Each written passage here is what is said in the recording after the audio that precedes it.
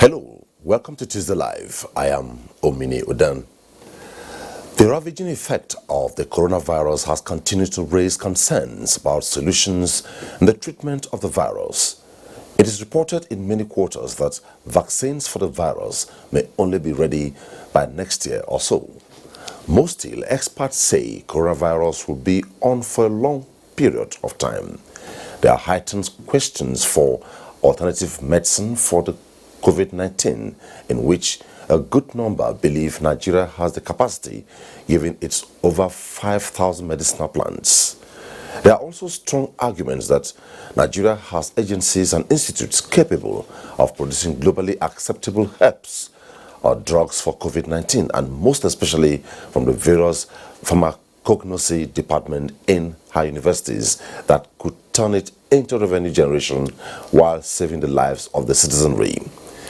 Every country is searching for cure for COVID-19, and Madagascar has set the ball rolling with its herbal drug.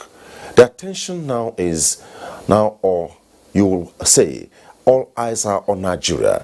Where is the place of research and manufacturing in this? How true is the allegation of conspiracy theory to enslave Nigeria and other African countries to solely depend on other people's drugs or innovations? Is there any controversy with Nigeria's search for traditional remedy for coronavirus?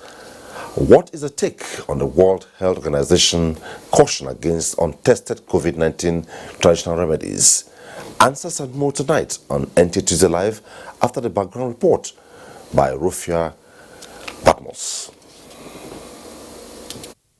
Typical of the African environment, the Nigerian society believes in the efficacy of herbal remedies as a immune booster and treatment of various diseases. This concept has in the past few weeks influenced the thinking of various categories of the people, especially the traditionalists, political office holders, academics, and others as the coronavirus pandemic continues to ravage the world. For instance, we have bitter kola, turmeric, zinc, ginger, garlic, citrus fruit, and bitter leaf. They all are readily available. To some elders, Nigeria must take advantage of the natural resources at her disposal towards combating the pandemic. Before the white men came, our ancestors survived on leaves, herbs, and certain medicines. And if you look at it, all these tablets, refined drugs, they are sourced from nature. Let nobody tell us that that the herbal people cannot cure. What about when Luku happened? Luku, you can't see Luku now. It's just like COVID-19. And our people cured it. The Vice Chancellor of University of Ibadan, Professor Olayinka Idowu, says every opportunity must be taken to overcome coronavirus pandemic, especially through natural resources. If you in science, if you say you are able to do something, you have to let the whole world know the protocol that you have followed, and if possible, publish it in a scientific journal so people can see the stages, the steps you have taken, and the ability to replicate. And that's when people can have confidence in what you are doing. So we know that our people are up to the task with support from the government, both at state and the federal. Some herbalists also confirmed the efficacy of herbal products in treating coronavirus. Herbal practitioners are here, people that have been practicing one type of alternative medicine or the other are here. We hope this type of gathering and social meeting will find solution to COVID-19. One of Nigeria's research institutes, the Federal Research Institute of Nigeria in Ibadan, also taught along this concept as it came up with an herbal remedy said to be capable of treating the symptoms of coronavirus. Once certified, that you'll be able to address each patient based on the three categories the infection has been classified into. One, we have the mild, we have the asymptomatic, and we have the severe. So it will be informed by which category the patient fall into. That we get, but all that will be said will be detailed, because there will be some advice that will come from NAFDAC if it's certified. Whether this is a much awaited remedies for coronavirus or not, time will tell. In Ibadan, Rufia Patmos. COVID-19, looking inwards for alternative medicine is the focus of Tuesday Live tonight, and our report sets the tone for the program to take off. At some point, our phone lines will be open, and when we're told to you, make your concerns, raise your point, and in doing this, turn on the volume of your television set. Also, you can be part of the conversation tonight through our Twitter handle at Tuesday Live NTA. Zainab Sharif, Director, Department of Traditional Complementary and Alternative Medicine in the Federal Ministry of Health. She's a pharmacist and former Managing Director of the Nigerian Medicinal Plants Development Company. Is my guest tonight. Welcome to the program. Thank you. Good evening, viewers. Professor Olobayo Kunle, Head COVID-19 Tax Team, National Institute for Pharmaceutical Research and Development. Welcome to the program. Thank you very much. Joining us via Skype in Abuja is Director General of the National Agency for Food and Drug Administration and Control, NAFDAC, Mojisola Adeyeye. Good to have you on the program. So much. It's good to be here. Thank you. Also joining us via Skype, Zoom, I beg your pardon, in Abuja is Reverend Solomon Bola Sibina. He is the Esomo of the Esomo Herbal Research Institute and also an architect. Good to have you on the program, Reverend. Thank you. I told you the DG of NAFDA was joining us via Skype. Is via Zoom, please. I beg your pardon. Well, good to go. And in keeping with the social distancing policy, we are very much in compliance with that. Quickly, let us set the tone running, starting with you, Zainab. Yeah. Nigeria is blessed with huge bioresource base, countless. Why are we still jigsawing about herbal remedy?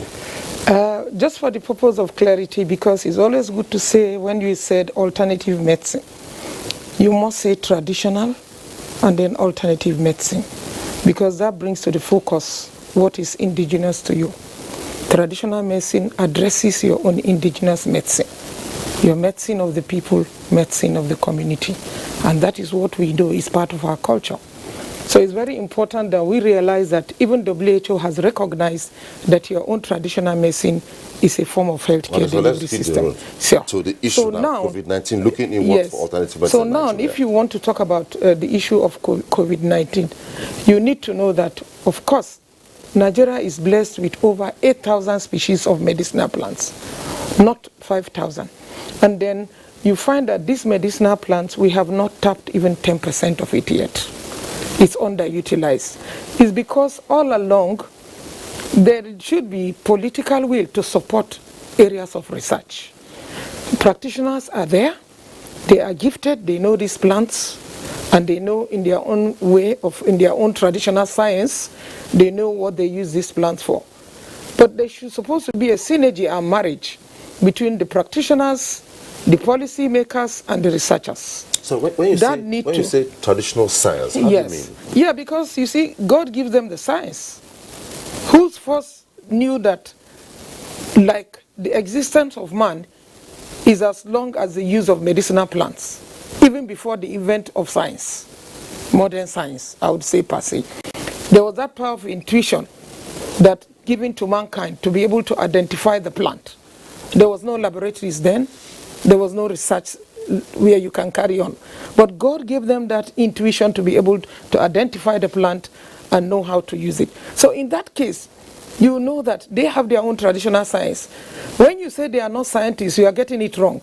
But you can personify the science in the traditional medicine practitioners by saying that is their traditional science. Because we are now talking of modern science.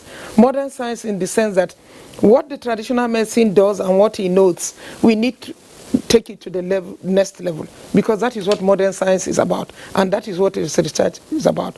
But while we have been meandering, like the popular song Fela said that Africans have been perambulating, and I think we have been perambulating, and it is time that we focus internally. But for us to do that, more importantly, we must support research, because we need research. We have research institutes, but if you look at them, most of them are underfunded. So how do you want to get the good products? How do you want to commercialize the products? Because there has to be some sciences that is needed to take the product to the next level. So political will is needed, support for funding is needed for the research, and then specified research, because we wouldn't want to have a research that never ends. You will be able to have a defined research where you would say, I would want you to research to be able to come up with this, just like it's done in India, Chinese. When we go there to study their own Chinese traditional medicine, or you study the Ayurveda medicine, you tend to understand what they do. They give specific research for the candidates to be able to research on this particular plant and come up with a final product for that. But in Nigeria, we need to do much more. Let me hold you there. Yes. Professor Kunle, you are of the National Institute for Pharmaceutical Research, and this will be about the third or fourth run of this institute on this program, though it was your Director General. Now, since COVID-19 and now, looking at the efficacy of research, I remember vividly the Director General of your institute was here and he tendered on this program hand sanitizer made by your institute, but not yet made popular in Nigeria.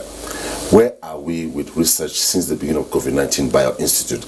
Any discoveries? Thank you very much. Like the rest of the world and other sectors, research was blindsided by COVID. We were not ready to deal with COVID because it didn't exist. So it takes time to rev the engine. Immediately this came up, immediately COVID came, we determined a roadmap of 5-6 major things we needed to do. The lowest of those is production of hand sanitizers. That is done. But one of the research perspectives we wanted to bring into the hand sanitizer thing was, at that time, if you recall, people were very worried in Nigeria if they were even going to get hand sanitizers at all. It was disappearing, and we were worried if we even get the ethanol to continue to produce. So as an institute, we asked ourselves what we could contribute there. And we determined that essentially, hand sanitizers are ethanol preparations. Assuming we are unable to find ethanol, as a people, what do we do? What do we do traditionally? There are local drinks that people brew in every village in this country, at least in most villages, except where there's cultural bias against alcohol. And so we determined that we'll go look at those drinks, check the alcohol level, and see what we'll need to do as researchers to beneficiate, to kind of increase the alcohol level if it is below the level we want for the hand sanitizers. That was a project we designed, and we have done preliminary work. We've collected some of the local drinks, and you'll be surprised. The alcohol level in those drinks are they're quite high, but they are not anywhere near what you want in a hand sanitizer. So we've continued to work on increasing it, but it looks like we are finding our feet in terms of the hand sanitizer thing. So that was one research project, and it's still ongoing, but it's no longer as urgent as it was when we started. Now, we also asked ourselves, this was a virus that we did not know. And because of challenges of infrastructure, as has been mentioned by the director, and funding, the ability to get to know the virus very quickly was a challenge. So we determined that the low entry there will be to look at this disease holistically. And that is the approach in herbal medicine anyway, a holistic view of a disease. The difference in most cases between Western and our traditional medicine is that Western medicine goes for specifics, while our traditional medicine sees the total person. So we said, okay, now let's look at this in totality. So is there a collaboration between your institute and traditional medicine practitioners in Nigeria, or herbal medicine practitioners in Nigeria? That has always been there. We're a 30-year-old institute, and we've always worked with them, and they're familiar with us. So we decided, and that's why I understand some of the way they work and understand their approach. So we decided that the best we could do as a Nigerian institute was to work on immunity. This is basically a virus that takes advantage of your system. So if we can strengthen your system before it comes, it's good for us. If it comes and meets a strong system, also not bad. So first of all, as an institute, we had a product that was ready in that line.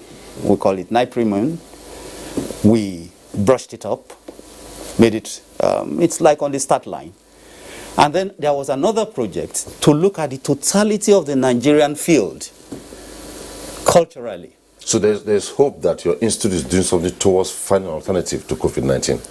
We are, definitely. We are working on it. Okay, I'll get back to you. All right. Now, let's go to the DG of NAFDA, Professor Mojisola Adeye. Prof, I'll give you a direct question. You have a memo before you, or I believe you're treating a memo before you, sent to you on the 28th of April 2020 regarding cytomedicinal-based cough mixture or syrup, sent to you by the Permanent Secretary, Federal Ministry of Health. Where are we with that memo? Are we up to date with it? Thank you so much. That was the first time we're going to get a letter from the Ministry of Health. Usually, if an applicant is interested in submitting an application, they come directly to us. But I could also understand the COVID-19 pandemic. So when we got the letter, we immediately responded. And from the regulatory perspective, a ministry does not submit an application for a product. A market authorization holder or a company submits application. So we responded almost immediately, that the ministry and whoever is going to be the market authorization holder should write an agreement that there will not be problem in the future. Our culture, we don't approach things in a legal manner, but it is approaching things in a legal manner that will not cause problem in the future. So we included that in our response.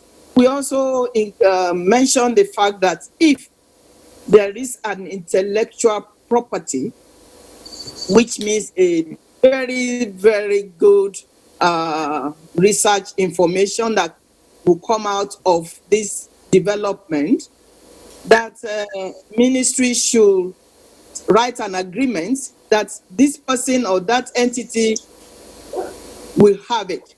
Because NAFDAC has been caught in the past with people fighting over who is the market authorization, who is the first person who has the intellectual property. We don't want to be pulled into any agreement, any tussle rather, between two parties.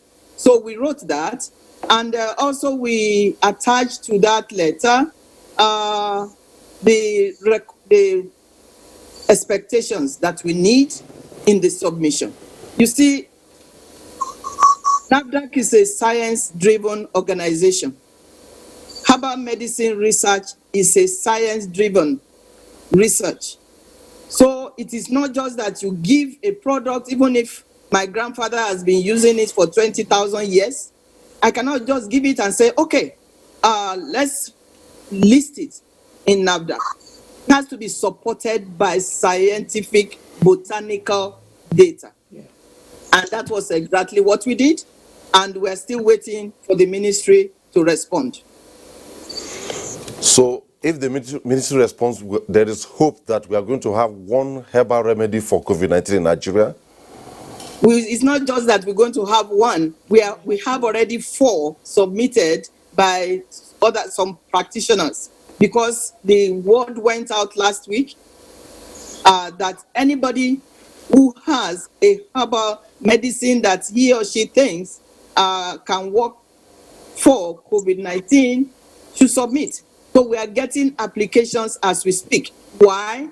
Because this is about us, Nigeria. This is about us. Whatever we are looking for in Sokoto, it is in our Sokoto. Meaning, it is in our pocket.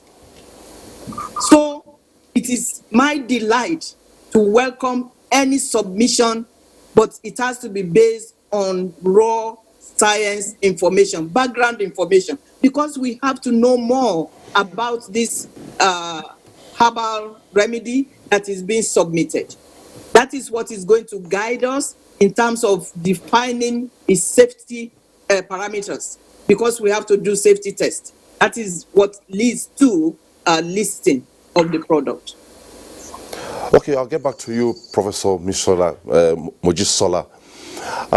To Reverend Solomon, hearing from the DG of NAFDAC, where are we regarding your own research towards herbal revenue for COVID-19 in Nigeria from Esoma Herbal Institute? I thank you all for the invitation and the opportunity to even speak.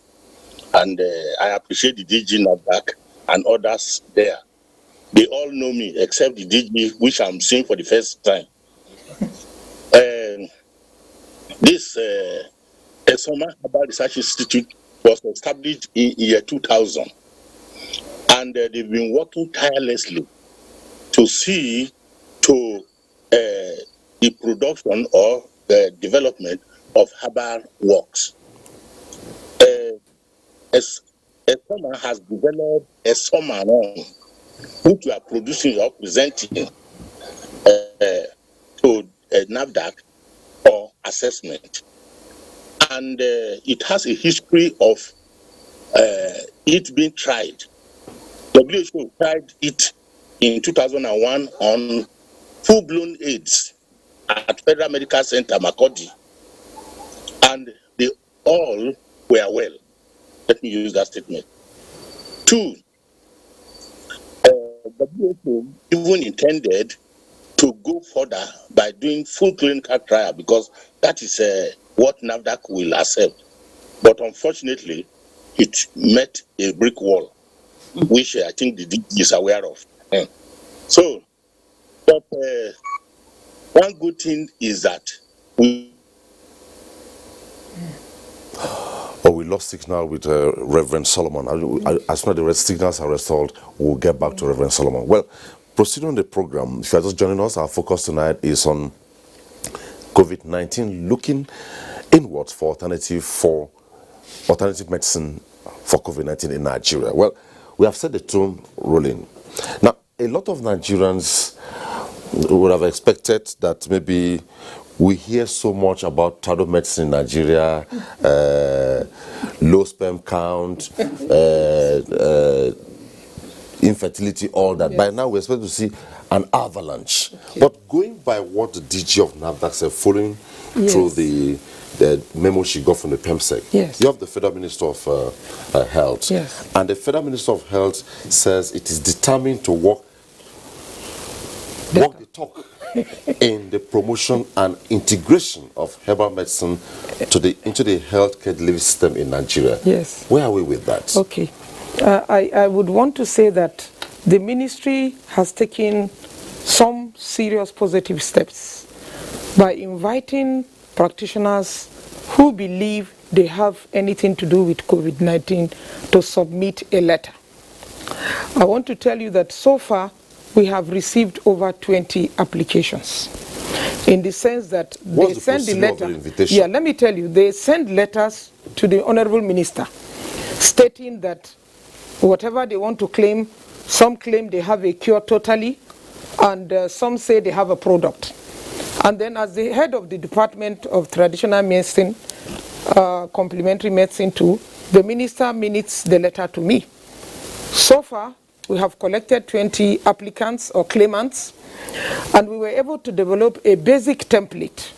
A template is to guide us some of those information that they said they have.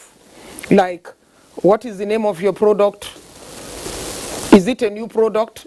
Just like Somoron, he submitted, he's one of the candidates that submitted his letter. Yes, he submitted it to us. So we had a template to guide us, and then to be able to evaluate basically. And based on that, we have done the evaluation, and we have submitted to the Honorable Minister. I want to tell you that on Thursday, the Honorable Minister is going to, the Minister of State is going to have a meeting with these practitioners. I think that's a very, very, very good news. I don't think it has never happened before. This is the first time it's going to happen because of the desire, the need to look inwards. So we are going to have a meeting with those claimants, a virtual meeting through Zoom, to be able to minister, to discuss with them based on their submissions. And then what we did in those submissions, we made appropriate recommendations. Okay, the recommendations could be that... You get a recommendation. Yes. What is the criteria for making known the fact that you have maybe a herbal revenue for COVID-19? Yes. Is it an open process? Is it a closed process? As we speak, I can be sure that there are a lot of Nigerians who will tell you, I have this, but I could not get to government. What's the procedure? Can you just educate us? It's been all over, even at the Presidential Task Force. The minister has been saying, because you find people claiming in all the social media. If you go to social media and claim, you are on your own. You have to follow the right process. You either go to any related agencies. I'm sure if you go to any related agencies, they have a mandate that has to do with that. But if you come to the ministry, which he encouraged because of the department, you find that they make these submissions. So, and there's been positive response, like I said. So we are going to have the first meeting with them, and then the recommendations will be that these products can be taken to the relevant agencies, either NIPRID for further evaluation, or NAFDAC for the process, like she has said, for listing. What is important is that we cannot be too much in a hurry to endanger the lives of Nigerians. Basically, this is science worldwide. And no matter how you give your product, you can give your product at the corner, people can take your product, but when it comes to desired public health issues, it is important we follow due process. And the ministry, in collaboration with all the relevant agencies, they are trying to fast-track this process by seeing the urgent needs to be able to carry out the analysis that are needed, especially by agencies like NAFDAC and NIPRID. We are only concerned with finding the list, listing them, accepting their letters, and making recommendations. So I know those of them that have submitted, they are always eager. And they will tell you that they want them to be given patience. In health issues, we don't just address issues like that. You are a practitioner, you say, let me give you people. Will you be willing to try? It's not easy. Like we did, I told you I have this product. I want to give you to try. I'm sure you are going to look somehow, except if you know me very well. And even if you know me very well, the first thing you ask is, you ask some basic questions. So we are telling the practitioners, we really appreciate them, because I'm boldly one of them. I understand their language, I understand their urgencies, but please let us do the needful. And the needful is that based on your submission, even if they have more who have not heard, thanks for this. This is an opportunity to tell them to make submissions. And I try to tell them that the moment you say you have a cure for coronavirus, I begin to wonder, have you seen the virus? And how do you know the kind of virus that you want to cure? It's always good to give to the scientists who will now analyze what this remedy stands to be. And that is why we have NIPRID, we have NAFDAC, and we even have NEMA, Research Institute, Medical Research Institute. You were trying to tell us about meeting with the Minister of on Thursday. State for Health. Yes, we have a Thursday meeting, stakeholders. We have about 17 practitioners who have submitted their letters. Out of 20? Yes. So far, I told you we have about 20, but we have addressed 17 because we just finished addressing the 17 today, and we have submitted to the minister, and he has called for a meeting on Thursday. So Thursday, 1 p.m., we are going to the Minister of State and relevant stakeholders. DG NIPRID is supposed to be there. DG NAFDAC will be there because of the technical issues, and DG NEMA will be there with the meeting, and then talking to the practitioners as first hand and telling them what they have done and telling them the next step. And then the technical agencies will now say what they need to do. Okay. Now, from what Zeno has just said, people appear impatient. People are very, very anxious. They want to see results. Now, a number of persons are before the ministry to say they have solutions, alternative solutions to the cure of COVID-19. If a case is brought before your institute, how long will it take for it to be addressed and brought up?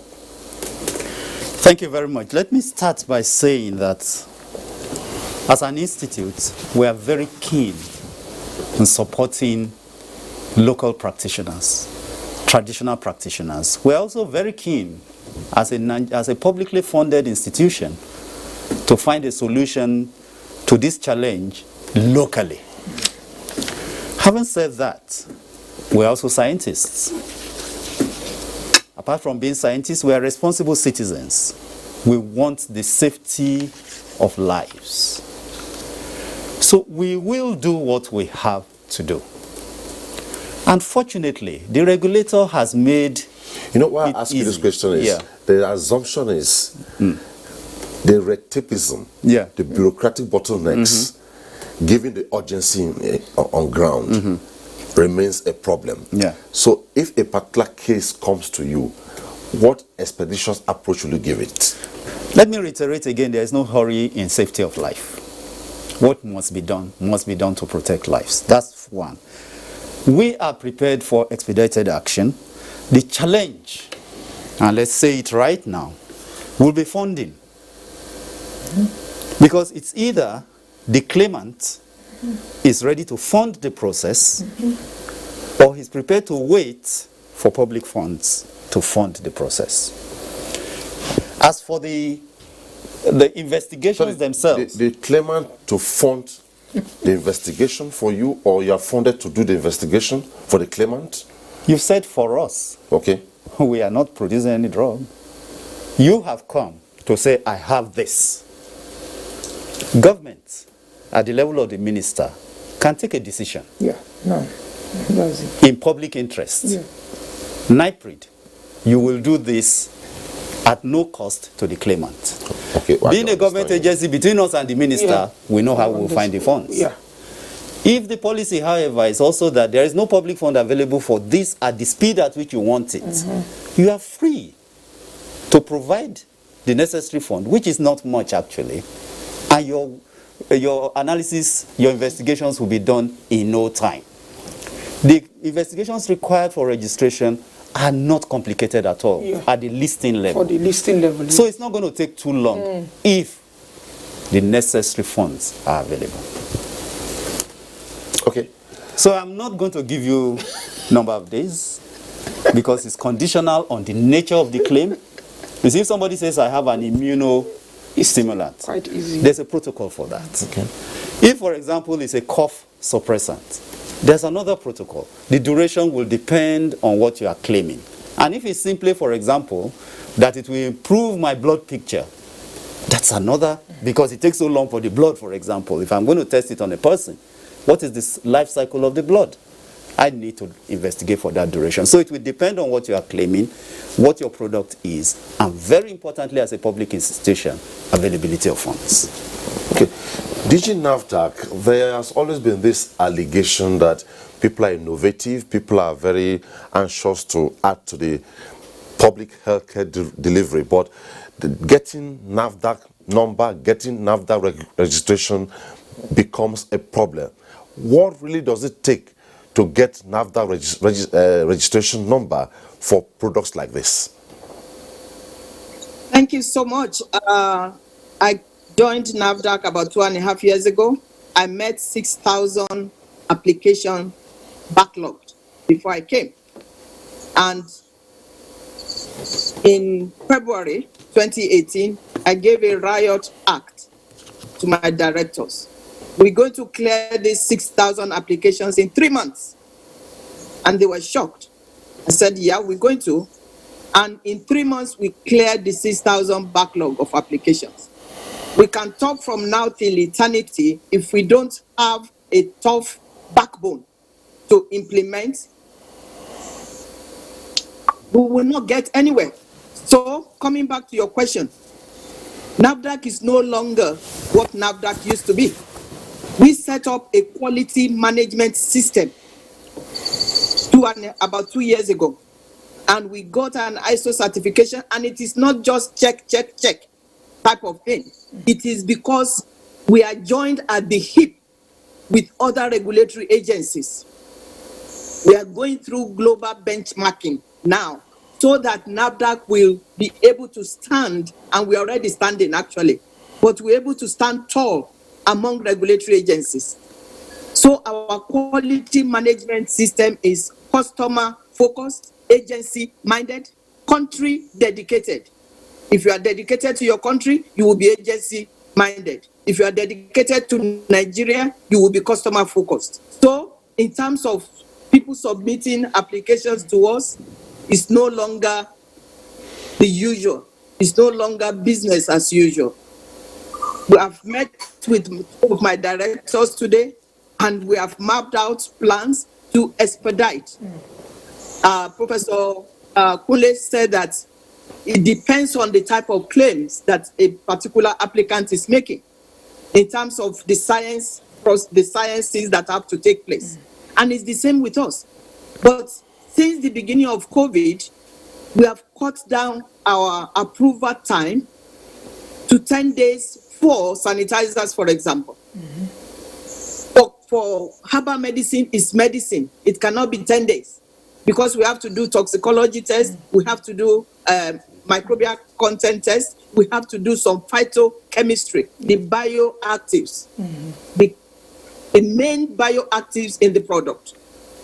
So aside from other physical chemical tests. So despite all the things we have to do, because of the importance of these to our country, we have lost billions of dollars that we could have gotten through trading with other countries. If you search this literature, you will see Nigerians, researchers, publications. Out of 10, it may be about 5, 6. And I'm talking of international platform, not just Nigerian database. But what have we done with it? We've done nothing. Because we just do research, and research, we cannot translate it into product. And that is one of the reasons why March of 2019, we inaugurated in NAFDAC the National Herbal Medicine Product Committee. And Ajia Zainab was part of it. NIPRID was part of it.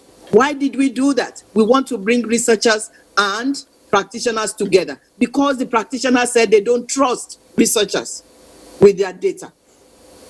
Just like our own grandfathers, grandparents died with the gems of knowledge. So we brought them together. We had another meeting September last year. No COVID at this point. It is vision for the future. And then 10 days ago, we had a Zoom meeting and about 41 participants were there. Ajia was also there. NIPRID was there. What are we doing now? We want to increase the level of confidence, of trust between the researchers and the practitioners by signing a letter, a confidentiality agreement. Because sometimes our culture is so family oriented, we don't want legal. You've got to do legal. You've got to do legal. And confidentiality agreement is, if you divulge what I tell you, I will sue you. If I divulge what you tell me, you can sue me. That keeps us keep us on guard. And the next thing that we're going to do very shortly is introduce these pairs that we form because the researcher and the practitioners have to come together. Okay, thank you, Prof. And introduce them to patent attorneys because intellectual property is extremely important, and patent attorneys will guide them. Okay, Thank Prof, you. we'll come back to you. That's the DG NAFDAC. Well, the focus once again is COVID-19, looking inward for alternative medicine in Nigeria. Our first report tonight is coming from Benin. Let's take a listen to it. Since the outbreak of COVID-19, efforts have been made to end the public health scourge. The race for a cure and a vaccine is well underway. Odion Obumesi, a trained medical laboratory scientist from the Ambrosali University, Ekpoma, is on the list of Nigerians who claim to have developed a plant-based cure for the virus. I know a lot of herbs that are effective against viruses, this time around respiratory viruses, and herbs that could boost immunity and herbs that have expectorant actions. And so I have to combine all these herbs together to actually get a good result. I sent it out to some patients in Europe, some Nigerian patients in Europe who were tested positive for COVID-19. He's not alone in this. His twin, the Chief Medical Laboratory Scientist in the Irua Specialist Teaching Hospital, Ahiri Obumesi, and 2 others are involved in the research. What this draws is out to provide is to ensure that, one, there's inhibition of, to some extent, angiotensin converting enzyme so that the virus will not have access to it. And also the proteins upon which the virus binds to is also inhibited. Like them, the Pax Herbal Center in Ewu Monastery, which packs a reputation for producing herbal curatives for other ailments under the franchise of the Catholic Church, announced in April that it produced a herbal drug for the virus. With these discoveries, experts believe that it is time to subject these drugs to conventional clinical trials. Establish a committee where there will be no rivalry. Traditional doctors, pharmacologists, pharmacists, botanists, and medical doctors should join together to form the committee, and they should be sponsored by the government. We are ready to show our medicine to the country, but it cannot be shown in the market. It can only be revealed in the research body. Call these persons and let's look at what they have.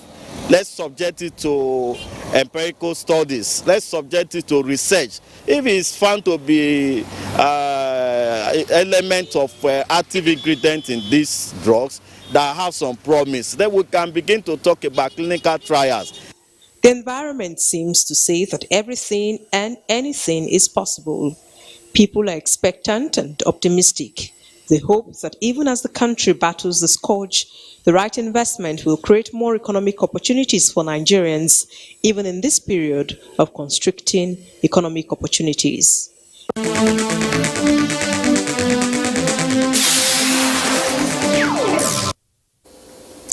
Still keeping faith with the conversation, let's take this report from Jos. As the COVID-19 pandemic continues to ravage the country, Nigeria is joining other African countries to explore the possibilities of alternative cure to COVID-19. To this end, medical researchers, alongside tradomedicine practitioners, commit themselves to come up with a reliable drugs or herbs that can be used to cure the affected cases. In Plateau State, tradomedicine practitioners explain there are many medicinal plants on trial that have been used to boost the immune system of humans, which can be devised to cure COVID-19 with the support of the government.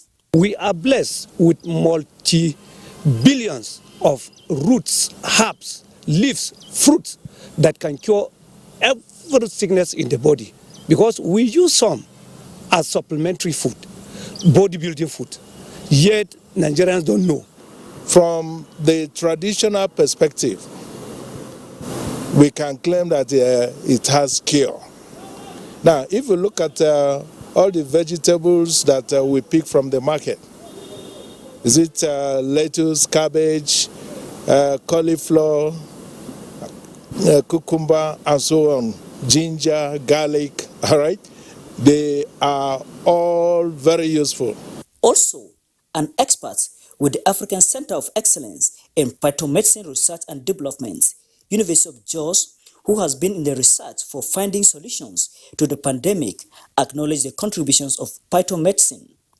I'm so excited that the federal government have directed NAFDAC, because one of the problems we are facing is the regulatory bodies. And thank God they are coming in, understanding exactly what the solution is coming. So we need that support that will harness the system to fight and eradicate the quacks, number one. Two, we also want support from the researchers so that they will have genuine practitioners, and so diseases, those who treat cancer are here. They can collect their element and support them for the researches so that at least humanity will know that, yes, they have what to offer to the world. The call is for African countries to unite and develop solutions against COVID-19 and other dreaded diseases ravaging the continent.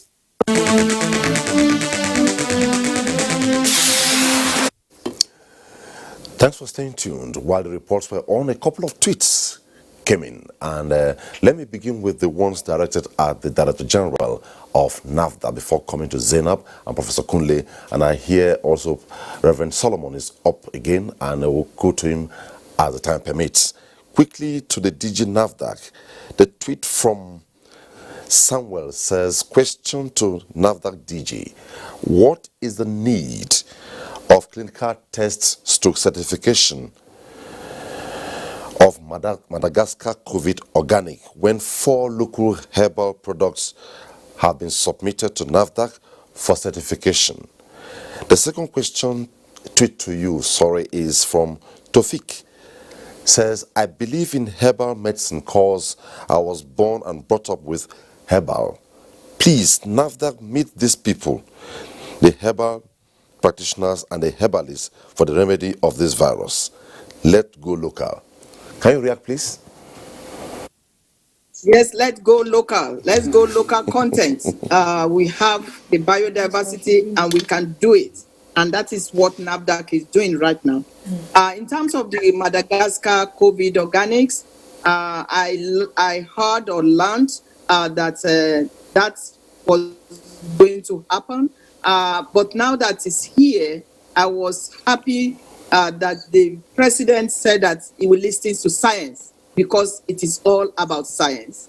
And we have requested, NAFDAC has requested for samples from the minister. Because it's already here, we cannot not do anything. So we have requested for samples, and we are waiting for the samples, and then we will do due diligence. But the question is so well placed that why do we need to go to Sokoto when the thing is in your Sokoto? But we got to do the Madagascar first and respond. However, I was talking to some news agency this afternoon that we can do the safety test just to know, and also the phytochemistry. But the clinical trial, we don't need to do it because we need money for our own local medicinal product. We have 4 already that have been submitted. We have another 4 that is going through the research route. And then Abuja Zainab is collecting orders through the ministry. In fact, Abuja, because we formed committees, the Herbal Medicine Product Committee, we had sub or focus groups, and Abuja was the one in charge of the collation. So whatever is done in the ministry dovetails very well, aligns with what the Herbal Medicine Product Committee is doing. So what we need is the will. Yeah. Science is not talk. Science is brick and mortar. Science is funding. If we put a premium on science in our country, we will have food security, drug security, we will have military security. Everything is about science. And what COVID-19 is doing is waking us up from our slumber or our comatose state. Is that serious?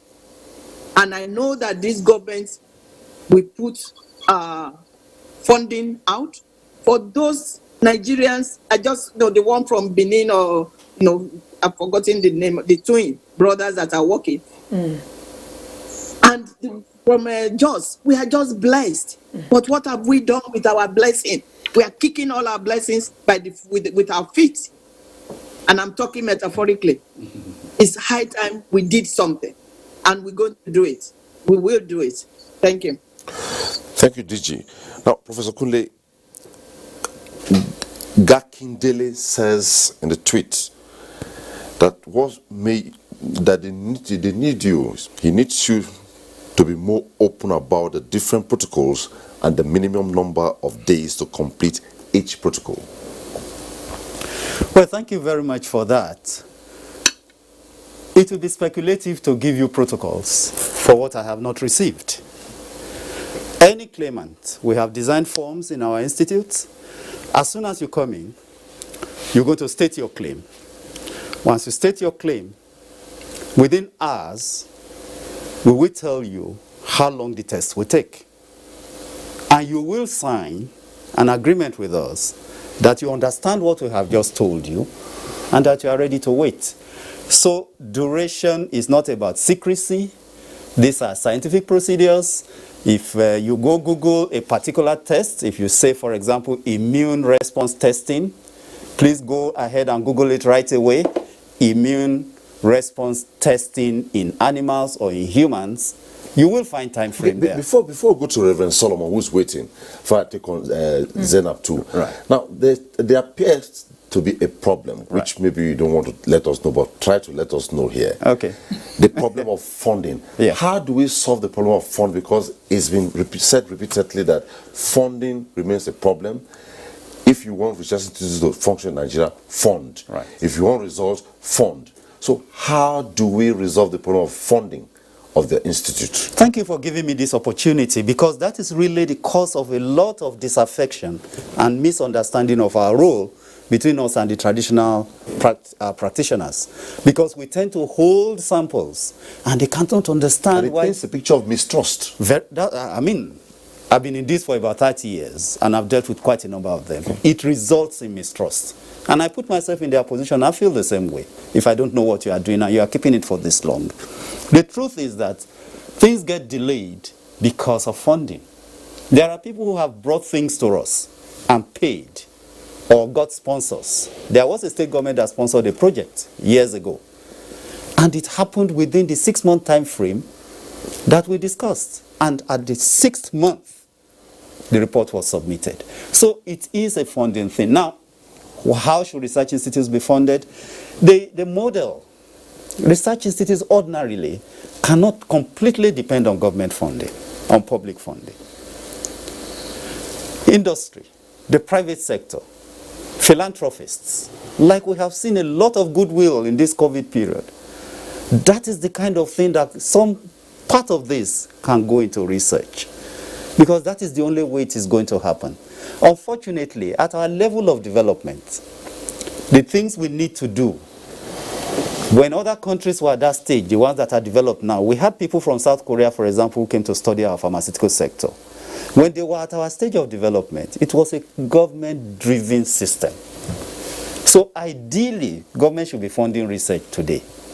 But we are realistic enough to know that the resources are not sufficient. Okay, I'll come to you on the other leg of it, on research. Let's go to Reverend Solomon, who was off, before I come back to Zainab. Reverend, listening to all the participants here is a case for your group, talking about the herbal medicine practitioners. So what is your position now, because we lost signals with you? Yes. I'm so grateful and I'm very sorry for that break in transmission. But as a herbalist, use that statement, as a herbalist, we need support. And really, I support the idea that our works should also be supported, be allowed to be investigated. We need that for our own improvement too. We cannot be able to fund it ourselves alone. No, it's not possible. Neither can we even get people that we do. We will even discover that most of us are laymen, let me put it that way. So we need people who are scientifically based, who can tell us, no, this is how you have to do it, this is what you need. And I strongly support that. But one thing we should also do is that we should make sure we don't just tell the people, or we tell the herbalist that no, you are nonsense, you don't know anything. They know something. They may not be scientifically based. They know something very well. They know something. So that is the situation, and I believe if all of us can work together as a team, we achieve great things.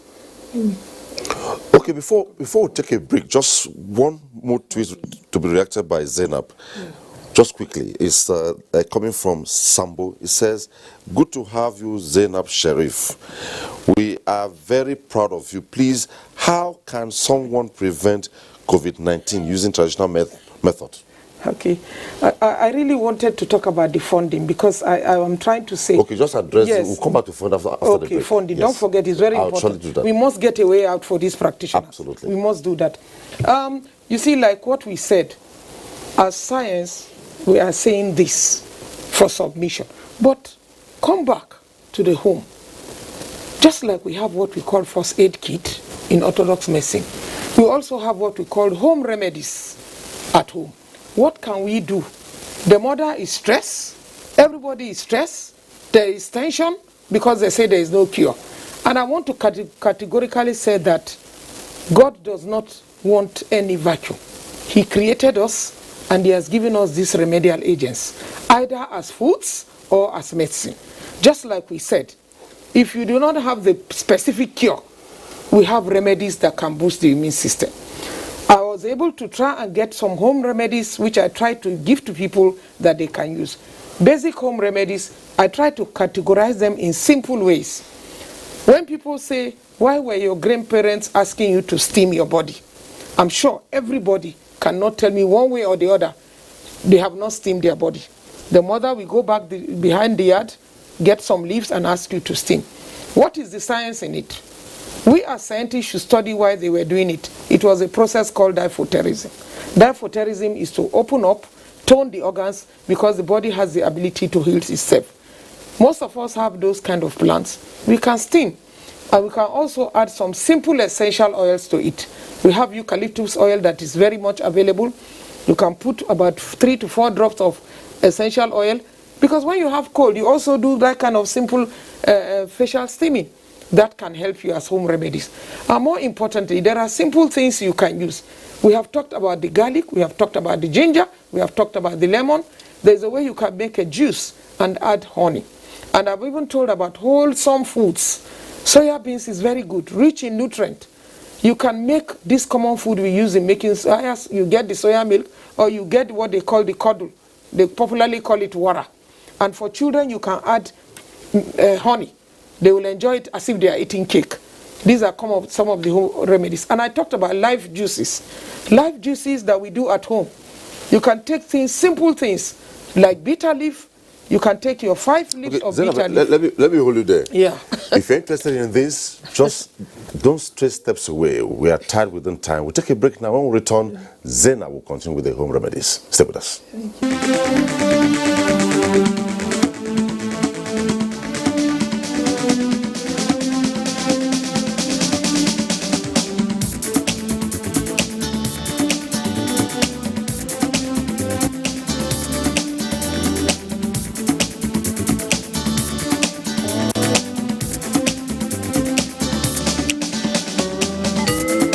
NTA Tuesday Live, a network issue-oriented innovation talk show.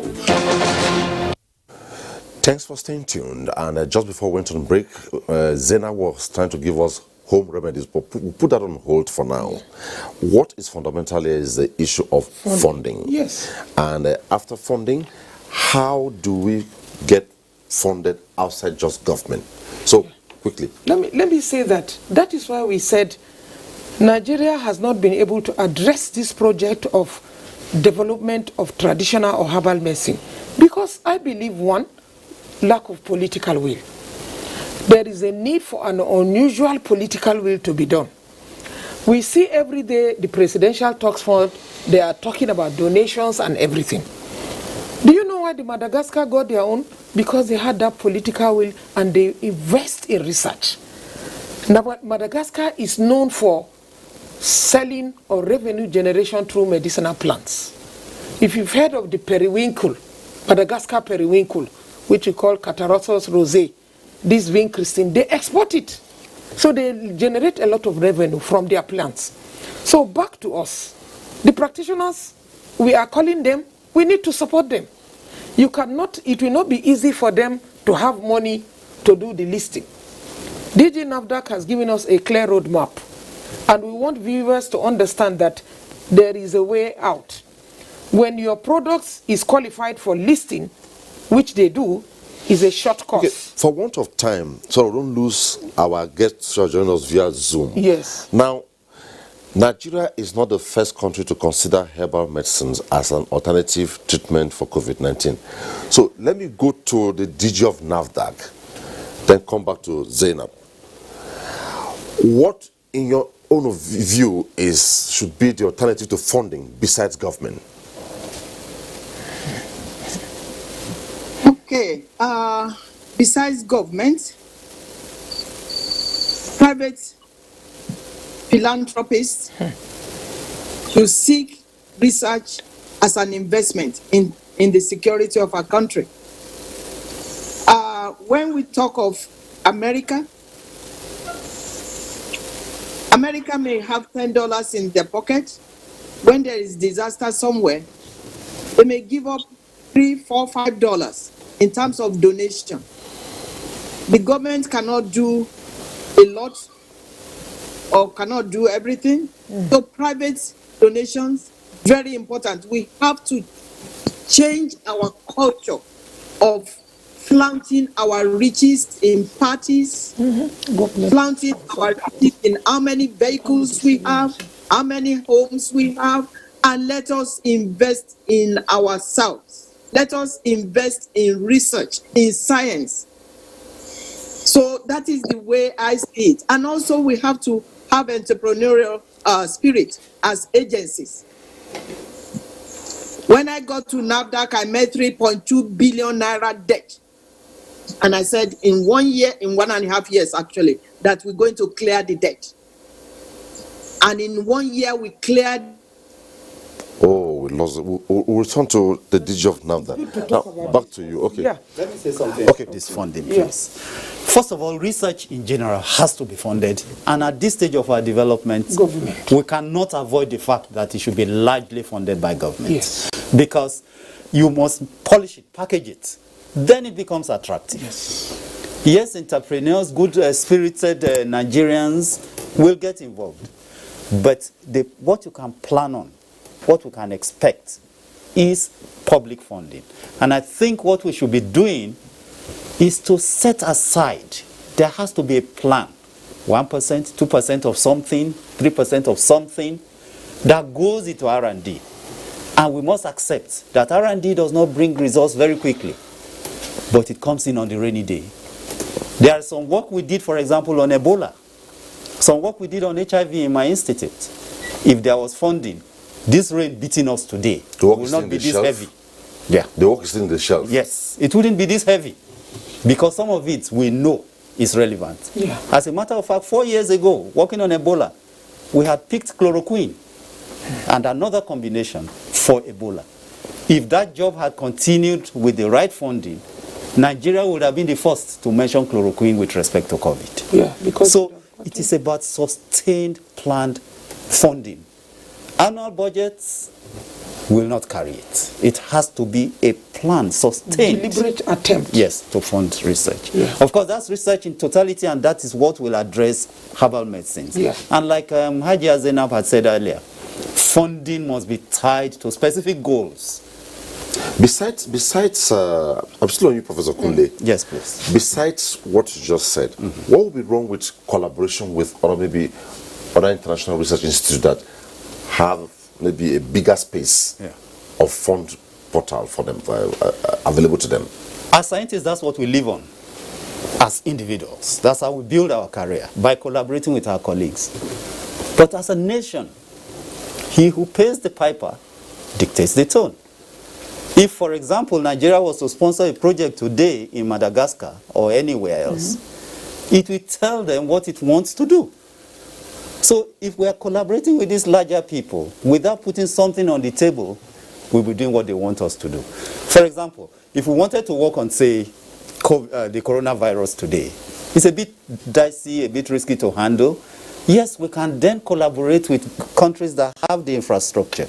But we must be ready, for example, to say, well, I want to use your lab for 1 month. How much do you want? Okay, give me a discount. Now, that is different from I want to come and develop drug for my country in your lab. Who is going to do that? So we must generate our own funds. Collaboration is very important, I agree with you. We don't need to duplicate unnecessary infrastructure that we don't need regularly. But even when we are collaborating, we must be equal partners on the table. Okay, like a win-win thing. Yeah. Okay. Well, before we take on the tweets to the DG NAFDAC, when the signals are up, there are two tweets here directed at the two of you. It's coming from Oga Kindele. Organization is a key factor aside funding. The Minister of Health and research institutions need to help the traditional practitioners to organize themselves by sharing useful information on different platforms. As mentioned earlier, the different protocols need to be available on the Nigerian Institute of Pharmaceutical Research website. How do you react to this? Yeah, like I said earlier on, we need to have a good collaboration with the practitioners. And I know, because if you don't have the collaboration, you cannot go to the next level. What have we done? We have decided they had an association before, but there seems to be too much problem amongst themselves. So the best option is to have their own database. We have been able to produce some documents so that we can have the database of the practitioners. And then when we have their database, knowing their different fields, we can so desire how to go with them. We are collaborating, we have a planned collaboration with NIPRIT to see how we can train them at different stages. And you know, there are various groups. We were able to put them in 3 categories. The primary stage, that is those who do not understand English, but they have a knowledge. So during the training, there will be interpretation for them. Then we have the secondary ones, the ones that we feel that have some good education background. They too, they will get that kind of training. Then the tertiary ones are those like our graduates, like some of us who know it, then we can be able to train them at that level. The importance of that is that through that, they will have that confidence and they will be more organized and they will be more coordinated, especially this time that we are looking for them. I need to say this, the Chinese are ahead in developing their own traditional medicine because they were able to support their practitioners and they supported their research institutes. Okay. When they know there is something, they put funding there automatically. The practitioner is sitting side by side with the researcher and the time limit is given. That is why they churn out products. We must look at the economic benefits of these products. Apart from saying we want to get remedies for COVID-19, do you know what it will do to the economy of this country? We have talked that we are in a recession. The mono economy is down. This is what we call the green gold. We call it green pharmacy. What do I mean by that? Most of these are going to be plants. And these plants, they have economic values. What do we do? In 2050, it is expected that the global market for herbal medicine will be $7 trillion. And the leaders in this business, in this market, is China, followed by India and others. Nigeria is at the bottom. Why? Because we don't get this support. There is no support for research. And the benefit of this research, like we need to understand, apart from producing the raw products, the finished products, you will also produce the raw materials, which we don't have in this country. So there must be a deliberate attempt. And I believe this opportunity of COVID-19, the funds we are hearing they are getting and donating, some specific amount should be set aside to support research, support NIPRIT, support NAFDAC, and support the training of these practitioners because they are gold. And if we don't support them, most of them are dying away. And they have a lot of knowledge. Some of these plants, our orthodox drugs, 45% of our orthodox drugs. Zena, before we lose the signals from Zoom, our Zoom signals are up again. I'll come to you, Professor Kunle, please. To the DG of NAFDAC, there's a tweet here coming from Ibrahim. My question to NAFDAC DG says, does herbal products really need all those analyses you mentioned at this crucial time? I think the most important thing is toxicology studies. Herbal products resolve disease conditions holistically. The certification can be granted with ease. How do you react to that, madam? Actually, it's a good way to think. However, if I don't know anything about the phytochemicals in the herbal product, I may not know what is contributing to the toxicity. So it is not like we're going to do a gamut of phytochemistry. We're just going to do the simple ones, antioxidants, things like that. But you cannot shortcut science because it is about the protection of human health. NAFDAC's goal mandate is to safeguard the health of the people. We will expedite, because I know where that person is coming from, that, it's going to take some time. Yes, but we will expedite it, because if you don't build confidence into a product that you are trying to give to people, it can backfire in the future. And again, we are not doing this as a child's play. We are doing this so that it can be made commercial nationally, and it can go beyond our shores. That doesn't mean the research will be completed in one day, but at least we should have basic data on the product. And NAFDAC is already prepared to expedite. So we cannot rush it at all. That is why NIPRID is so crucial in terms of getting a relationship with the herbalist. And the relationship with the herbalist should come with confidentiality agreement, which we have already generated in NAFDAC, so that although NIPRID is not going to run away with the data, but the herbalists will have confidence that whatever they are given to NIPRID is kept confidential. So there is no shortcut in research, but we can expedite. And after the safety, it's also clinical. Arguments can be made. Why the clinical? Oh no, it's not going anywhere without going through a designed experiment to know beyond doubt, to have a high confidence level that this product will always work. That is why it is important to have clinical trial. And that is the problem we've had for decades in our country, that all the listed herbal products just sit there in our database. The sponsors are not taking them anywhere because political will has not been there. The funding part of it, the herbalists cannot fund a lot of what needs to be funded. They can fund a little bit, not much. So it is all seeing this as an investment. Okay, Reverend Solomon, you are up now. Before I take up Professor Kunle, you've heard it all, and the herbalists are centered to this. What in your contribution should be the way forward in terms of funding besides government? That's for me? Okay. Yes, I was talking about funding for... That's for Reverend, it's for Reverend Solomon, please. Oh, good. Thank you. Yes. Can you come again, please? What I said is, besides government funding, what in your own opinion is the area you think should be explored to fund research, mostly in herbal medicine in Nigeria? Well, the herbalists must be encouraged. And when they are encouraged, they are able to sell. When they sell, they will be able to make money. And they will reinvest the money into the research works. So I think that is the main other area where they can come. Like he wants. Reverend, when you say they should be encouraged, how will they be encouraged?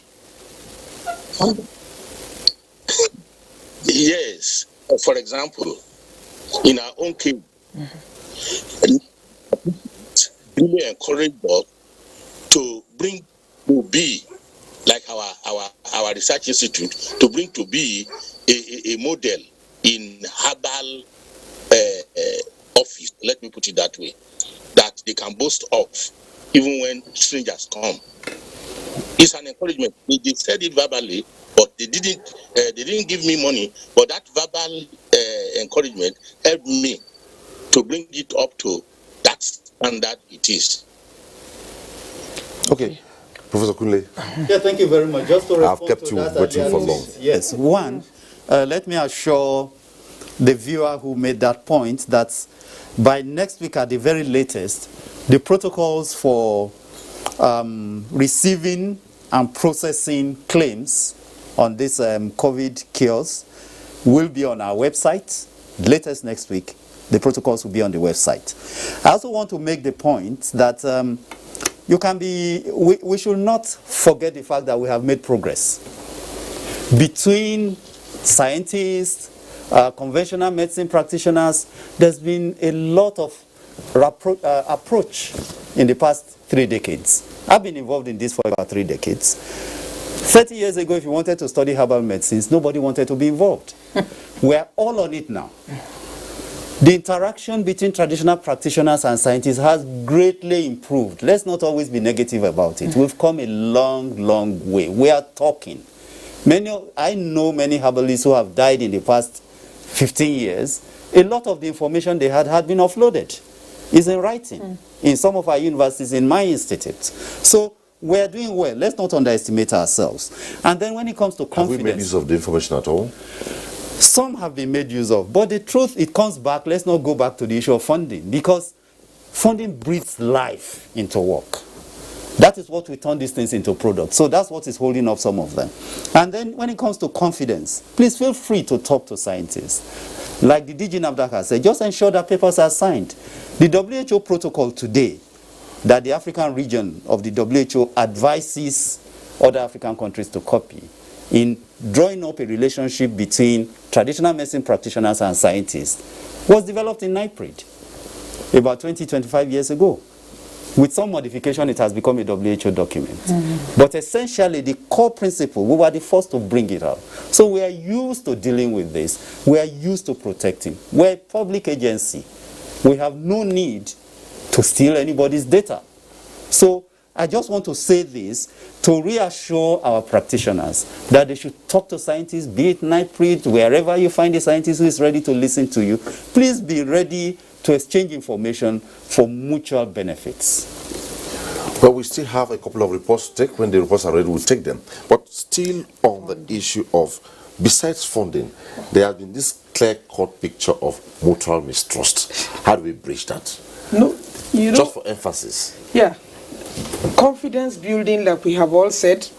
And I'm telling you, like he has also said, there has been some positive results. They seem to be understanding. They have a group, some of them speak to themselves, and they are beginning to give that trials. And I know we could do much, much better, especially with this meeting now, that the Honorable Minister will sit to chair that meeting is enough. It has never happened whereby you have practitioners coming for the minister specifically to meet on what they do and what they do. There has been none that political will. But I still want to hammer on funding. There may be a deliberate attempt by the minister and also the related agencies we have just spoke. How do we support this? CBN is doling out 100 billion to support research or to support pharmaceutical manufacturing. This is a part of manufacturing. If there is a collaboration, because the DG NAFDAC has said that it is good that the practitioners have a collaboration with related universities, where she can look of possibility of supporting them in research funding for clinical trials from TED Fund. TED Fund can provide that funding provided it is under a university. In her meeting, she's trying to see how she can connect the researchers and the practitioners through that means. And more importantly, I keep on saying, there must be, we hope, that political will to set aside some funding. You have said it countless times. Yes, I'm saying it because the practitioners need that. Okay, let me hold it there. We have a couple of reports, and our next report, when we return, we'll take tweets, we'll take phone calls, but our next report is coming from Oka. The use of roots, stems, leaves, flowers, or seeds of plants to improve health, prevent diseases, and treat illnesses is a common practice in Anambra State. Anambra State government's effort to improve the use of local drugs is in existence with the inauguration of Traditional Medicine Board to formulate guidelines to govern the conduct and practice of local drug production, which Reverend Father Raymond Arazu is its chairman. Some local drug manufacturers in the state said they have made tremendous efforts to improve the use of local drugs to treat ailments. Their efforts include establishment of herbal research centers stocked with thousands of plants and trees. They have achieved value chain production of local drugs and supplements in different forms. Transferring knowledge to younger ones is another impact by a local drug manufacturer whose 4-year-old grandchild has learned herbal treatment. This is chloroquine. If you eat it, you see it's bitter. This plant will use it to treat hepatitis B. This is the plant that they use to treat stroke patients. Lack of fund, modern facilities for manufacturing of local drugs, government's proper regulation and deforestation are some of the things they say are their challenges. Students, there are 275. They have been coming. I'll teach them plants, do everything. Taking too much of synthetic drugs damage our cells. It will hold your natural vitamin A, vitamin B, vitamin C, vitamin E, vitamin K.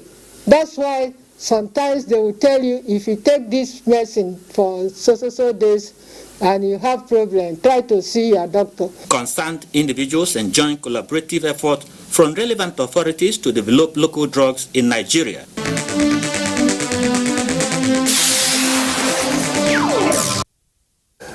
Kaduna is our next stop.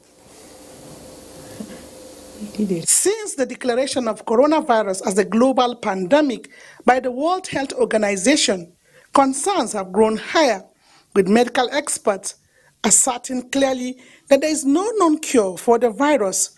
Preventive measures such as regular hand washing, physical distancing, and wearing of masks as the surest safeguards against contacting the virus. Immunity has something to some certain extent. It's just like malaria. A healthy individual, if she or she gets malaria, he's less likely to have a severe form of malaria. Well, immunosuppressed individual like children whom their immunity is still on the build, pregnant women tend to have a severe form of malaria. That is why COVID-19 morbidity and mortality is higher among the middle-aged and the aged, especially those that have background problems like diabetes and hypertension. But there is no scientifically evidence of taking immune supplements to boost one immunity to prevent him from having the COVID-19 infection. The struggle to find cure for COVID-19 is therefore a work in progress. Kaduna State University has keyed into this global challenge by launching mini research grants to staff and renowned academic scholars affiliated to the institution on COVID-19 and other social health concerns.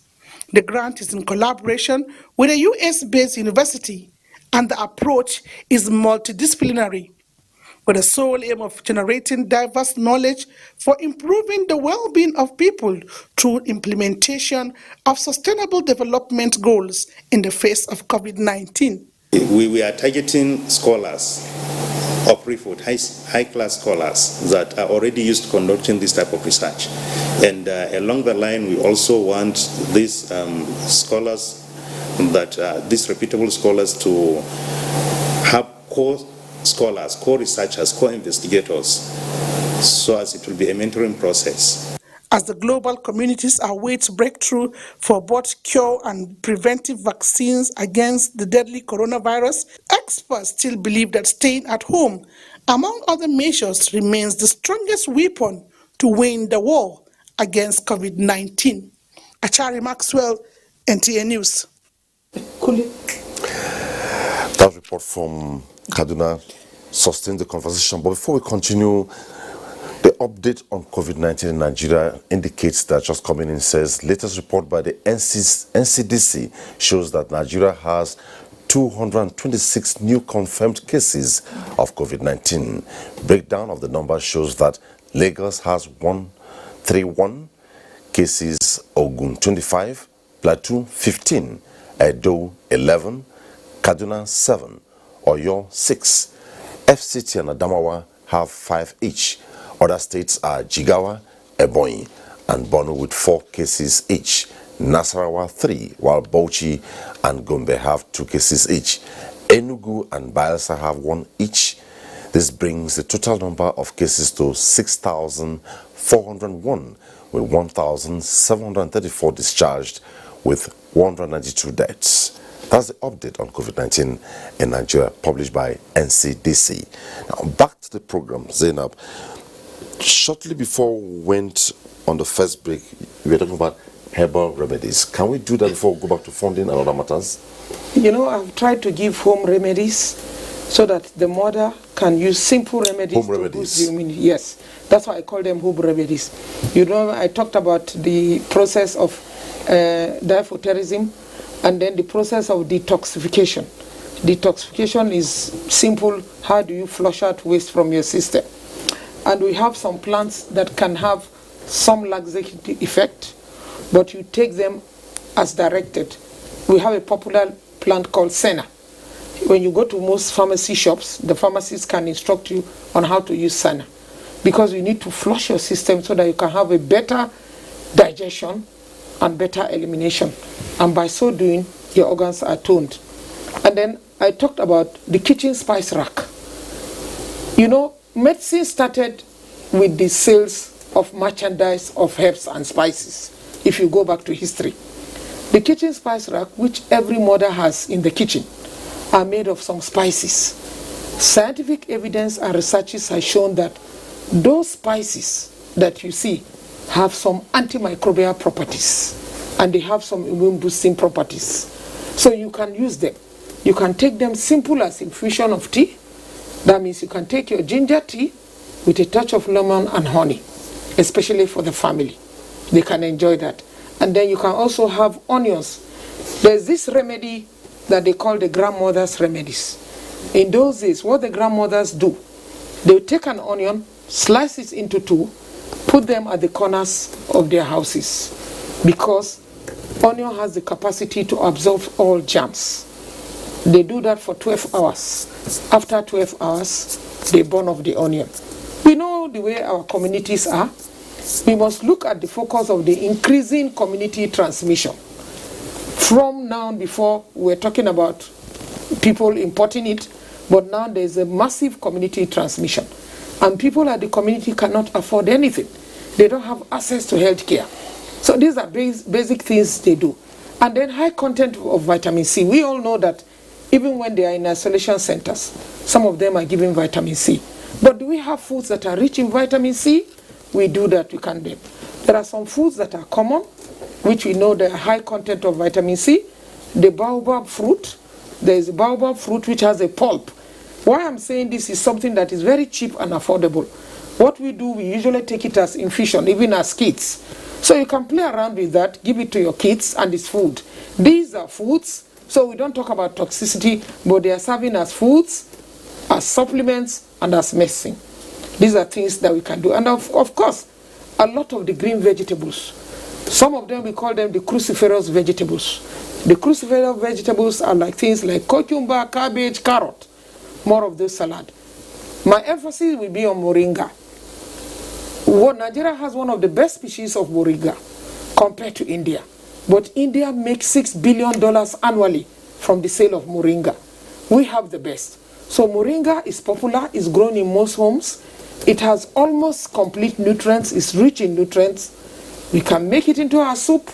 We add some vegetables of moringa in the soup. We have a egusi soup or bono soup. You can put some moringa. And you can also take it as salad. Chop some green pepper and some carrot and onions. So you have what we call a green pot salad. And you can juice it. You can juice it because you may not like the taste of the pure moringa alone. You can add, I always say, the sweetening agent and supportive agent. You can use carrot or apple. So if you have a handful of moringa, it's a food. So if I take a handful of clean leaves of moringa, I can have 2 medium-sized carrot or 1 apple, a quarter-sized lemon, a glass of water to make a juice.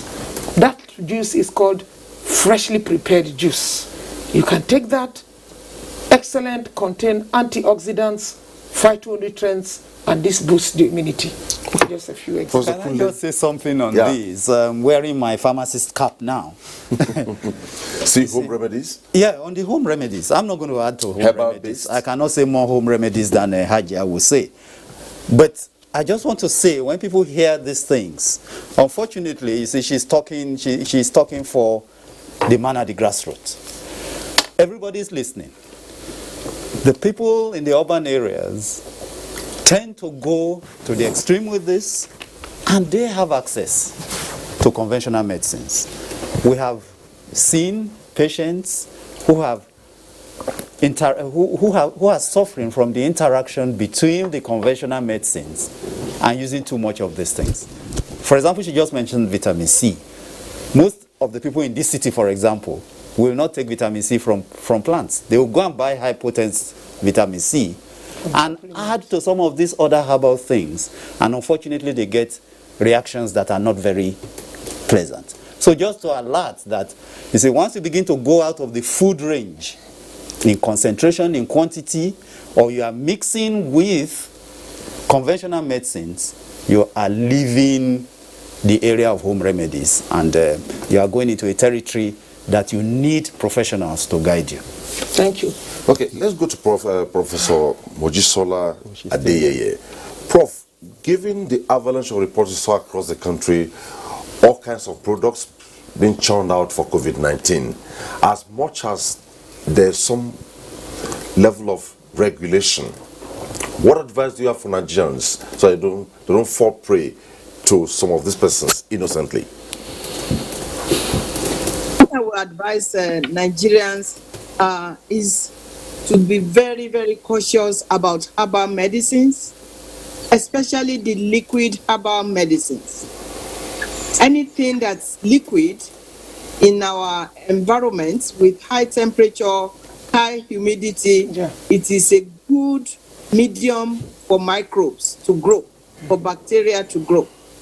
And when I see hawkers with bottles of liquid medicines, and we don't know how long those bottles have been in their bucket that they carry about, I shudder.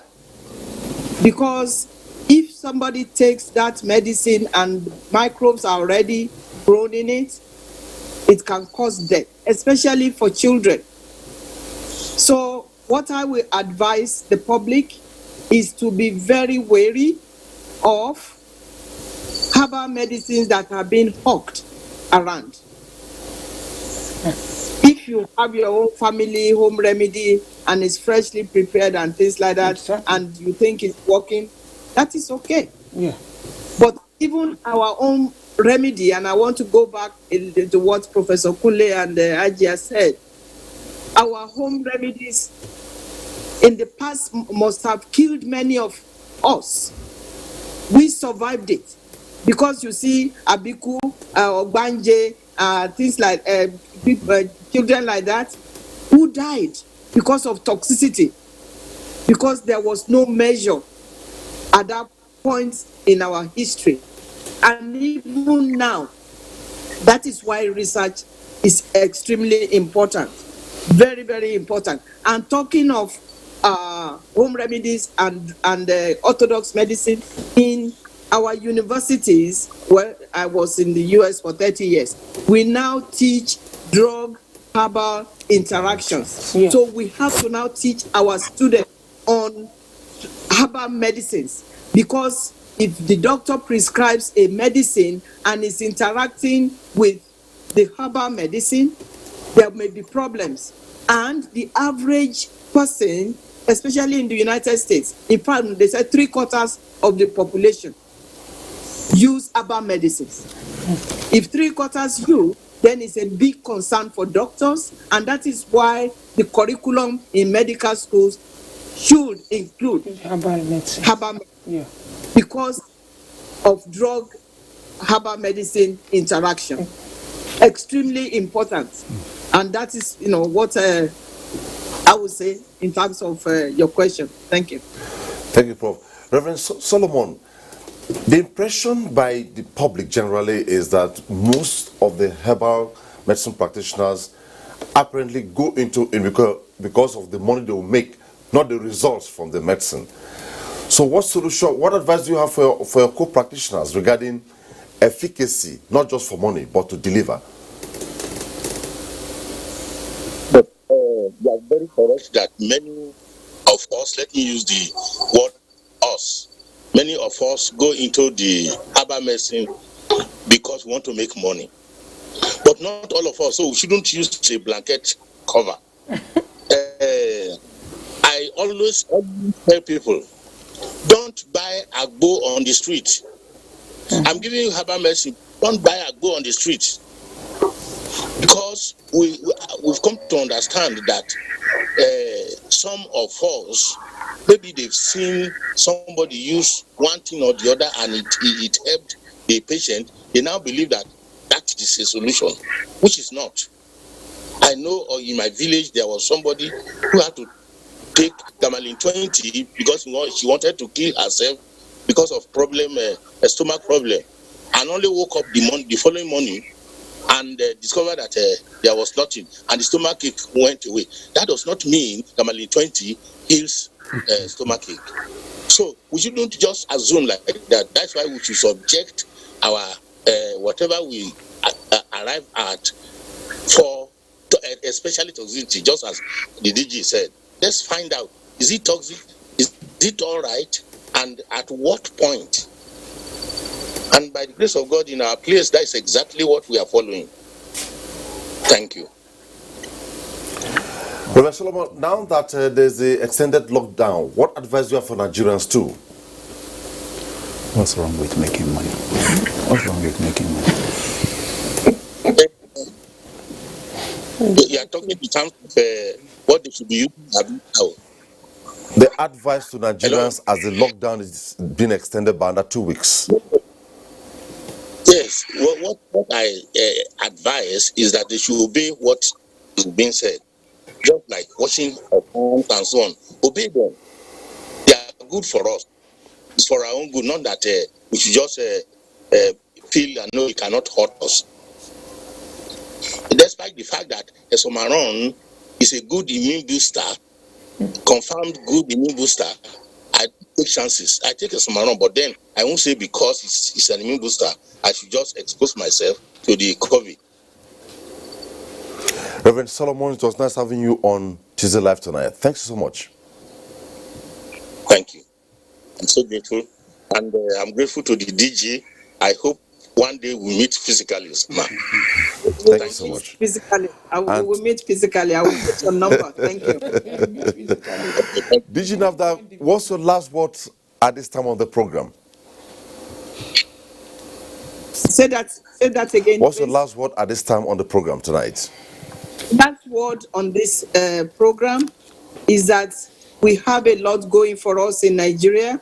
We have a template that will bring out the best of our herbal medicines. We have the zeal and we have the human capital. So this is the beginning of it. This is going to be one of the benefits of COVID to Nigeria. So I will tell everybody, stay tuned. Thank you. Professor Mojisola Adeye, DG NAFDAC, it was nice having you on Tuesday Live tonight. Thank you. Okay, now back to the studio. Professor Kunle, let me begin with you. Now, from all what we have said, people will be a bit more careful. People will be more worried. Middle course, way forward. Thank you very much. I take it that this is in the context of herbal medicines. Absolutely. One, we have confidence in our herbal medicines that if we continue the way we're going with more diligence, we can find our contribution to the management of COVID.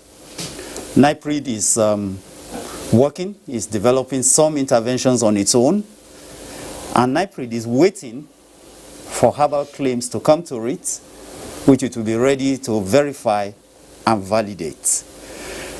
We also would want that in this area of herbal medicines, Nigerians should continue the interest and the vigor with which they've pursued it in the past 8 weeks. even after COVID pandemic has slowed down, so that we'll continue to develop our herbal medicines that will get us ready for future events that we do not even yet know. But if we continue to strengthen our system, continue to do the right things with our herbal medicines, develop them, equip our researchers to do the right thing with them, they will be very useful when we do come across another situation like this. Our interest in R&D should not end with our present anxiety and fear. It should transcend it. We should think of our children. We should think of the children they will have and ensure that we live a good medical system that is built on the two legs of Western medicine with all of its advantages and our traditional medicine with all of its benefits, so that they will enjoy good health and confidently face situations like this without having to wait for others to come and solve the problem for them. Because as we have seen now, even when vaccines are being discussed, countries are saying we will treat our own people first. That is natural. So we must be prepared to take care of our own people first. Okay, Zainab, I'm not done with you, Prof. I started by telling you that the Nigeria's bioresources is huge. Yes. And sometimes we heard so much about the Artemisia annua. Yeah. Where are we with that, briefly, before? You know, the story of Artemisia annua, let me, in a brief form, was when we decided to change, the World WHO recognized that there was a need to change from the chloroquine therapy to artemisinin combination therapy. And they decided that the Artemisia annua is the source of the plant that would be used to produce the raw materials. And Artemisia annua is an indigenous plant to China. So when this change came, people could not afford to buy the new ACTs. In those days, you could use 20 naira to buy chloroquine, but you could not use that same amount to buy ACTs. That was in the early 2007. President Olusegun Obasanjo decided that there should be a committee to look into the local cultivation and domestication of Artemisia annua. There was a committee set up to see the possibility of this plant, can it grow in Nigeria? And if it can grow in Nigeria, why don't we domesticate it? And if we domesticate it, we see the potential of what we want in the content. If it is viable, then we can have our own raw material so that it can make it cheap and affordable. That was the thought, and the machinery was put in place. The committee became a company under his approval in 2007, known as the Artemisinin Development Company. Are we headed somewhere with it at all? Yes, we did some. We did a lot. I came in 2008 on a special assignment from Ministry of Health to head that agency.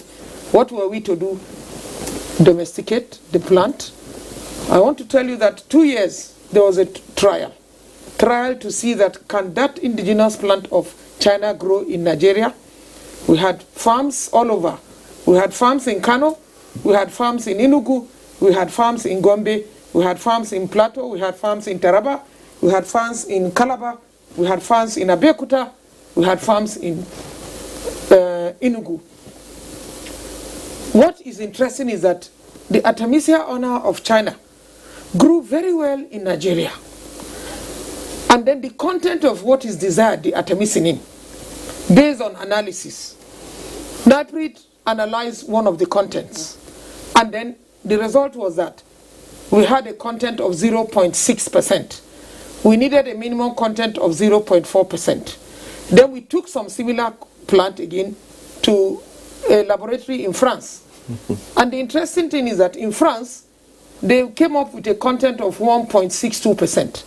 That means Artemisia annua is a cash crop and could grow well in Nigeria and is good to sell. What happened? The next stage was extraction plant. And for extraction plant, they needed to collaborate with the Chinese. So that's the stage we are yes, now. the Chinese. No, the project is gone. There is no stage. Okay, we'll exhume that. Yeah, we hope it will come back. Before we wrap up, Yes. the update again, COVID-19 update, says latest report by the NCDC shows that Nigeria has 226 new confirmed cases of COVID-19. Breakdown of the number shows that Lagos has 131 cases, Ogun 25, Plateau 15, Edo 11, Kaduna 7, Oyo 6, FCT and Adamawa have 5 each. Other states are Jigawa, Ebonyi, and Borno with 4 cases each. Nasarawa 3, while Bauchi and Gombe have 2 cases each. Enugu and Bayelsa have 1 each. This brings the total number of cases to 6,401, with 1,734 discharged with 192 deaths. That's the update on COVID-19 in Nigeria. Now, quickly, with the extension of the ease of lockdown in the country, what advice do you have for Nigerians to keep fit with the guidelines? It is very important we obey the rules. We need, as much as possible, not to allow the pandemic to spread all over. It is going to be catastrophic, especially at the community level. So the issue of advocacy, sensitization must continue at all levels, especially at state levels and at community levels. Strategically, all that are concerned, health workers at primary health care level, there's a need for advocacy. And I have argued that you cannot talk of community advocacy without bringing in the traditional medicine practitioners. They should be recognized and be told to play a role, because some of these people go to them for remedies, and then when they go to them, there is an easy possibility of spread. They should know their level, and they should know when to refer. You can refer and say no, and then you're able to know patients that these are the signs that you have to possibly do the needful. And it is important, Nigerians, for us especially, as we approach the Eid al-Fitr season, 3 days to go or 4 days to go, the celebration, as much as possible, we should avoid social crowd. We should try and obey what NCDC is saying and the Ministry of Health is saying. The last words from the two of you. Yes. You talked about the Artemisinin annual. Yeah. The plant. Yes. And then we said that Nigeria has cultivated it, and we have a story. The story is we were able to domesticate Artemisia annua in Nigeria. This is a book that we have written with Professor MacDonald Idu. We had to tell the story that Nigeria has done it. We are praying that this project can be taken forward. And I think it's for the benefit of Nigerians, because Madagascar too at that time was growing Artemisia. And that is why it was easy for Madagascar to decide on Artemisia as a source of remedy. So and it's important we know differences available to Nigerians? between, no. It's a study available to Nigerians, not yet. There is a need for political will to go back to this story, because it's very important to Nigeria. This story will make us have the first raw material, and will make NIPRI to work more on the pilot project. The pilot project is to see how, with the support of the fund, they can go ahead and do the artemisinin extraction. Prof, because if this project had taken off or takes off, what's your estimation in terms of projection for Nigeria?